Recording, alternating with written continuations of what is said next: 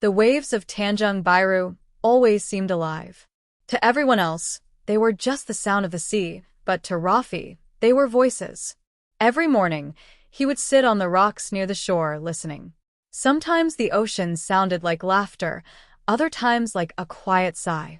Rafi was 14, curious, and full of wonder. His father was a fisherman, and his mother sold shells at the market, so the sea was part of his every day. Yet, Rafi often felt that the sea was trying to tell him something only he could hear. One afternoon, when the sky turned gold, Rafi wandered farther than usual. The tide was low, and between the coral and rocks, he saw a small cave hidden by seaweed. He stepped inside, heart pounding. Inside, the air was cool and damp. Then he saw it, a seashell glowing softly in blue light. It shimmered as if it had its own heartbeat. When he touched it, a low hum filled his ears, like the sea was breathing. That night, the shell glowed beside his bed. And as he closed his eyes, a voice rose within his mind, deep and gentle. "Rafi, the sea is crying. Will you listen?" Rafi gasped. The shell pulsed again, glowing brighter.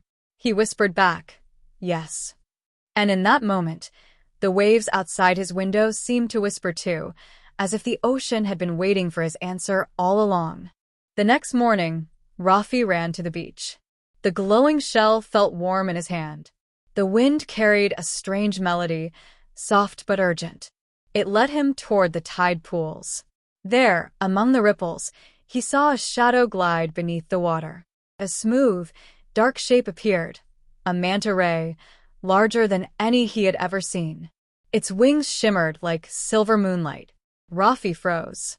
The creature's eyes were calm, wise, and glowing faintly blue. "Do not be afraid," the same deep voice echoed inside his head. "I am the guardian of the sea." Rafi knelt by the water, speechless. "Guardian," he whispered. "Why me?" "Because you hear the ocean's song." "Few humans still do," said the guardian. "Our home is in danger. The coral is dying, the fish are leaving, and shadows stir in the deep. You must help restore the balance." Rafi's heart raced. "But I'm just a boy." The guardian's wings rippled through the water. "Even the smallest ripple can start a wave." Then the manta ray slowly sank into the deep, its glow fading, but Rafi heard its final words. "When the moon is full, follow the call again." Rafi looked down at the seashell in his hand. It now pulsed in rhythm with the waves. For days, Rafi could think of nothing else. His best friend Lila noticed. "You've been acting weird," she said, tossing him a shell. "You hear fish talking again?" Rafi hesitated, then showed her the glowing shell. Lila gasped. "Whoa." "That's not normal."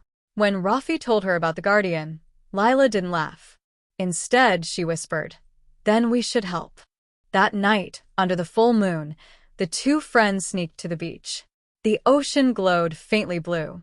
As Rafi held up the shell, the water began to swirl, forming a tunnel of shimmering light. Before they could react, the current pulled them in. They tumbled through a tunnel of glowing bubbles until they landed on soft sand. When Rafi opened his eyes, he was underwater, but he could breathe. All around them was a breathtaking world, coral like rainbows, schools of fish glowing like stars, and plants that swayed to the rhythm of the sea. "Welcome," said a voice behind them. The sea guardian appeared, majestic and calm. "The ocean has accepted you," it said. "Now, you must find what poisons its heart." Deeper they swam, guided by the guardian's light. But the beauty faded. The water grew dark. Corals turned gray. Fish scattered in fear. Soon, they saw it, a dark mist spreading from a broken pipeline buried under the sand. "This is what harms us," said the guardian sadly. "Humans forgot that the sea is alive." Rafi clenched his fists. "We can fix it." The guardian's glow dimmed. "It will not be easy. The poison spreads fast. You must close the flow before the tide turns." Rafi and Lila worked together, using rocks and coral to block the pipe. The current was strong, their hands trembled, but they didn't stop. When the last stone fell into place, the water cleared slowly. The guardian spread its wings, light returning to the sea. "You have done well," it said. "You listened when others would not." Rafi smiled, exhausted but proud. "We just did what felt right." The guardian nodded. "That is how heroes begin." When Rafi opened his eyes again, he was back on the beach with Lila. The seashells still glowed softly in his hand, then faded as dawn rose. For a moment, he wondered if it had all been a dream, until he heard the distant sound of the manta ray's wings in the waves. Days later, the villagers noticed the sea was clearer. Fish returned, and the coral shimmered with new life. Rafi and Lila never spoke of the journey to anyone, but sometimes, when they stood by the shore, they both heard it, the voice of the guardian, calm and proud.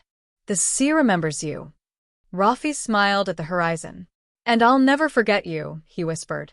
As the morning light danced across the waves, he felt the ocean breathe once more, alive, thankful, and full of promise.